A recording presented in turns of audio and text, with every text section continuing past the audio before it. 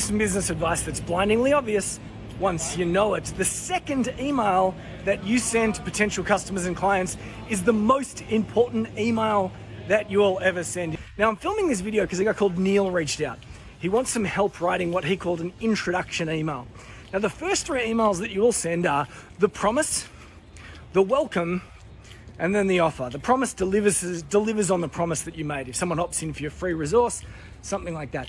The second one, Neil calls an introduction email. We call it the welcome. And the third email is the offer. The third email, you make an offer because you want to let your potential customer or client know that you are commercial. You're in this for business reasons.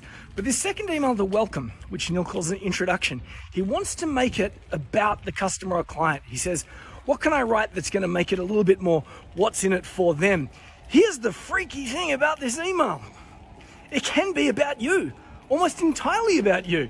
The purpose of the second email is to be that little bit more memorable, because the number one reason why people opt out of email sequences and newsletters is that they just can't remember opting in, or they don't care enough about the person to stick around.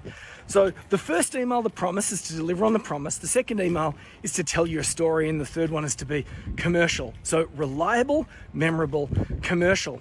So when it comes to this second email, the welcome email, guess what, Neil? You can write about yourself, and I highly encourage that you do so. Make it a longer email and tell your new potential customer or client a little bit about your background, your history, tell them your story. Number one, make a confession.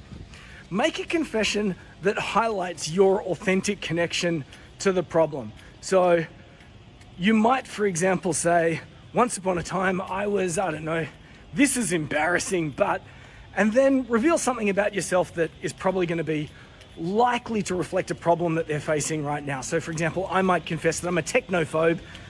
I'm a reformed technophobe, even though everything that I do is now about technology. So number one, make a confession. Number two, share your why. Do you want to know why I do what it is that I do? If you're not sure what I'm talking about there, read the book by Simon Sinek. I think it's called The Power of Why.